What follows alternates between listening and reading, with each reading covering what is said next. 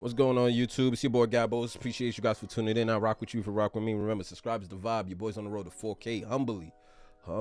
If you're old to the channel, hit the like button one time. And if you're new to the channel, hit both. I mean, we trying to get this channel to grow. But yo, how we here, man? Daniel Jones agrees to a 4-year deal just before franchise tag deadline.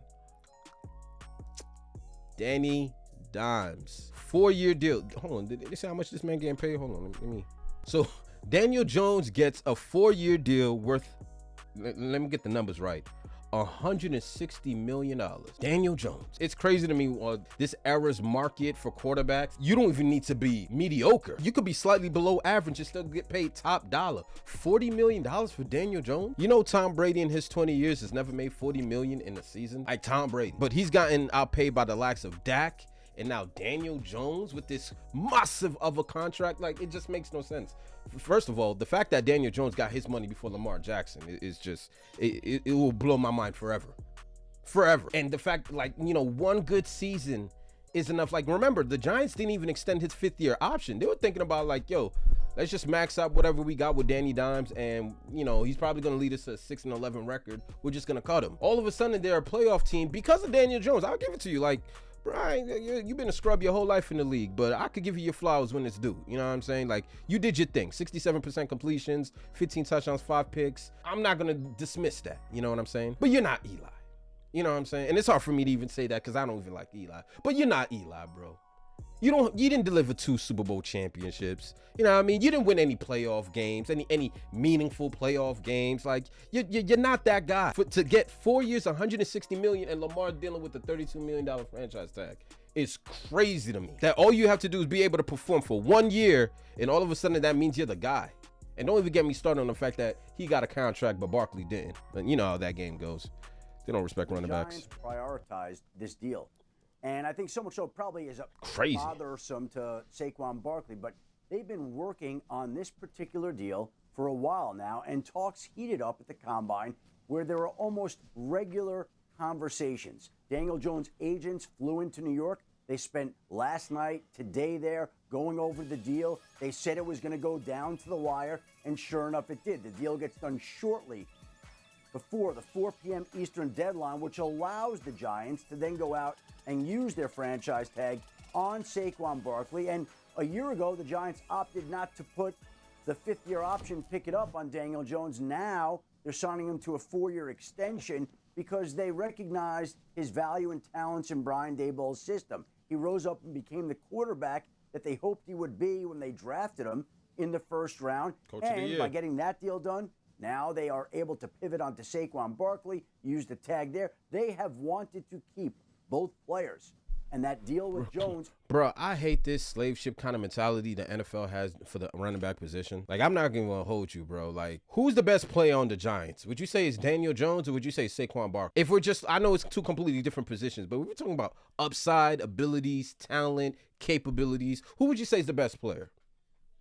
Exactly. My thoughts, too. The fact that Barkley can only qualify, and the fact that the Giants franchise tag Barkley, which means, you know, on one side, he gets paid top 5 money of that position. And I'm hearing the salary for that is roughly $10 million annually. You know what I'm saying? For a dude that's due for a contract. Like, he played his rookie deal. Now it's time for him to get a new deal, but you guys are going to franchise tag him because you guys don't appreciate the running back position. Even though he's the best player on your team, and I'm just keeping it a beam. Daniel Jones is what he is, bro. Like, he had a good season.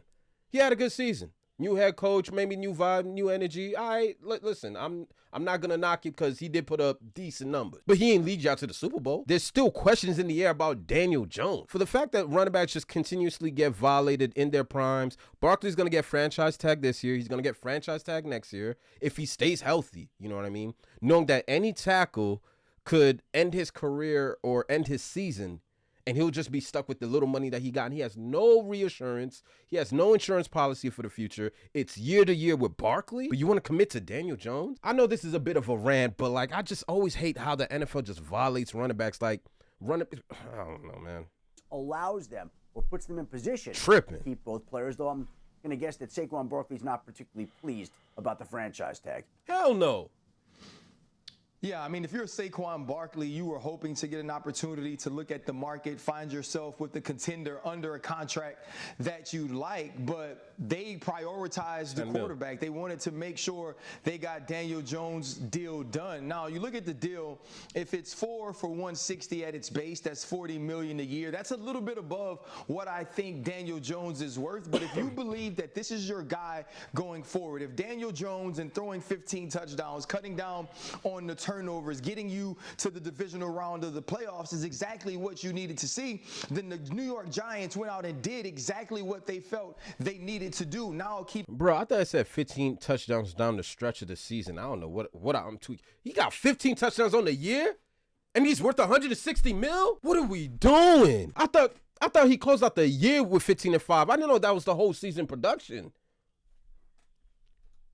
keeping both of their young stars on the offense. It's about how you build around Daniel Jones going forward. You've now given him that second deal. It's not one of those deals that totally blows your salary cap. So can Daniel Jones take that next step and be worth the money that I think they're paying him over what he's earned up to this point? That's the important part for the New York Giants. Well, you're going to overpay for the quarterback, and that's just the way it is in today's world. Clearly. I wish That's not true. The right? Baltimore Ravens ain't overpaying her. Well, not yet. The Baltimore Ravens say they ain't. Not yet. We'll see. But here's the situation with Daniel Jones. I think he's sitting in a good spot, and I think they believe this. And RC mentioned the numbers. He's ascending in the right direction. I think they look at him, can he become like Lawrence and Herbert and Jalen Hurts? Is he going to ascend that way? And I think only they know. They're there every day in the building. Well, they do got to get him weapons. They watch him practice. The guy's been there for 5 years, hasn't said anything. He's a good leader. He's a big quarterback. This is not a small man. He can run. Yeah. He has a lot of talent, and they're betting on the talent. And when you're the Giants, you get to try to keep both of your stars on offense, and you found a way to do it. Man. A lot of money. Josh, Shefty mentioned that fifth-year option being declined earlier. The economics on that, a little over $22 million that the Giants would have had Daniel Jones for next year. Instead, he gets up to $195 million. Let's talk Saquon Barkley. Bro, you hear this shit? Breakout year.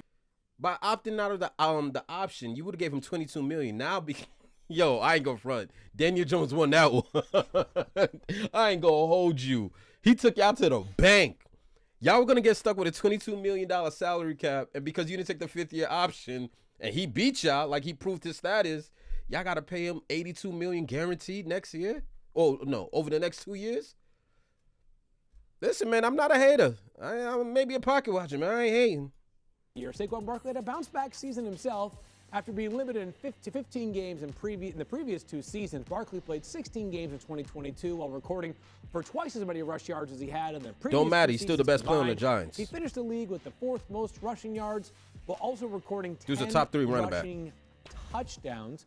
Herm, your thoughts on the Giants franchise tagging Saquon Barkley? Should a long-term deal be a priority right now? This is what I'm talking about, bro. It's because they've created this narrative that running backs don't mean nothing.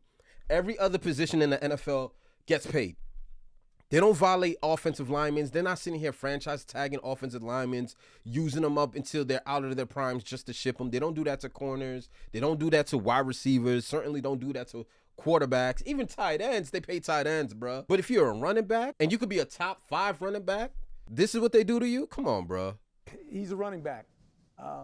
The history of this young man, he's a fantastic player, not always available.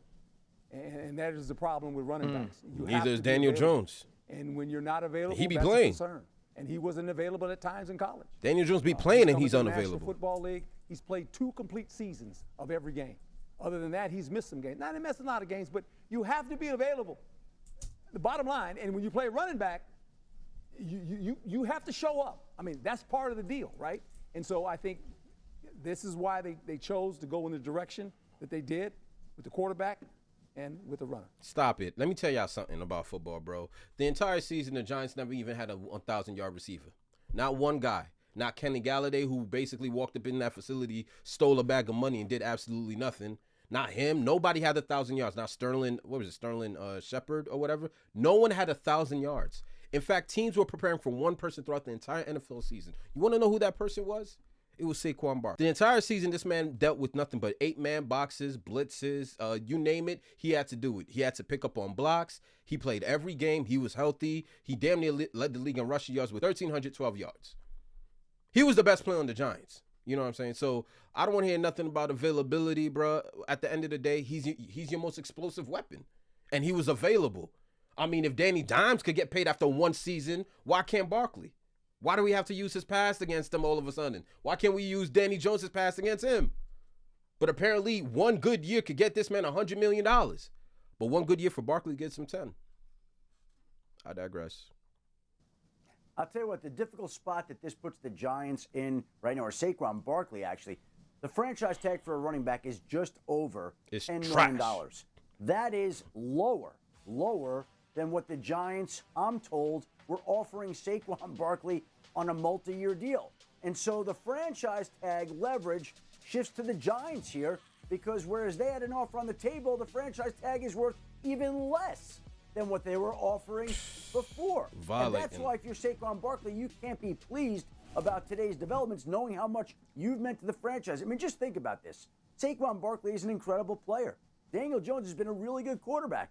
Daniel Jones' deal comes in at an average of about $40 million a year, and we'll see the fine print of that contract. The franchise tag for Saquon Barkley is $10 million. So Daniel Jones 40. That's Saquon criminal. 10. I know that's what the football world is established. Does that make sense? Absolutely not. The thing is this, right? We understand Call it for what it the is. NFL sees running backs. They think that finding a running back is easier than brutal, finding a quarterback. That a quarterback that becomes your franchise guy is worth that money. And positionally, that is true. We haven't seen the running back necessarily on his own take his team to the Super Bowl. But when you look at the resurgence of the New York Giants, that coincided with the resurgence of Saquon Barkley. And so I know for the Giants, it was about keeping him. Now you want to see if they're using that franchise tag in good faith of negotiations, or if they're using that franchise tag. Come on, Ryan. Leverage. Come on, Ryan. RC, that franchise tag for a running back has become a weapon for teams, because we saw 6 players tagged. 3 of them are running backs. 3. Giants tagged Barkley. Right. The Cowboys tagged Tony Pollard. The Raiders tagged Josh Jacobs. So as much as running backs' value around the league has taken a hit, teams still see value in placing the franchise tag on a great running back, as is evident by what happened here in the past week. Worth noting, our Jordan Renan, who covers the Giants, does an excellent job, has suggested in like the past 10 minutes that a deal for Saquon could be around the corner, a long-term extension to keep him with the G-Men. And speaking of Saquon, hey, he's happy for his guy. He had this to say on Twitter about Daniel Jones. Congrats, buddy. Thank you. I mean, why would he not be happy for his guy? Like, at the end of the day, he's my teammate, man. You want you guys to get paid. We in the trenches together. We playing together. Like, it's not Daniel Jones' fault I can't get paid at the end of the day. So, of course, he's going to be a supportive teammate like he's always been. But at the end of the day, you hear this BS. You hear this BS, bro. Danny Jones had one good year and got him $160 million. Saquon has one good year, franchise tag. He's expendable. Like, we'll figure it out as we go. $10 million for a dude with 1,300 rushing yards? Josh Jacobs led the league in rushing yards. $10 million for him, too. Guess what? Tony Pollard, who started 6 games, $10 million. How are you paying? The metric just blows your mind. I just kind of hate how they violate. At the end of the day, congratulations to Daniel Jones for closing in that big deal, 4 years, $160 million. You know what I'm saying? Good luck, Giants. Let's see what you could do. Like, you know, he excelled last season. Let's get him some weapons so we could really dissect this new Daniel Jones that y'all speaking about. Because at the end of the day, I know a scrub when I see one. I know a Kirk Cousins when I see one. You know what I'm saying? Regular season numbers, and then you go in the playoffs and you shit the bed. I know what it looked like. You know what I'm saying? So it's only a matter of time till the Giants realize what it looked like too. But from the looks of it, they got 4 more years. Appreciate you guys for tuning in. I rock with you if you rock with me, man. It's your boy Guy Bose. Subscribe is the vibe, man. Your boy's on the road to 4K. Humbly. See you guys next video, man. Mamba out. Free Barkley.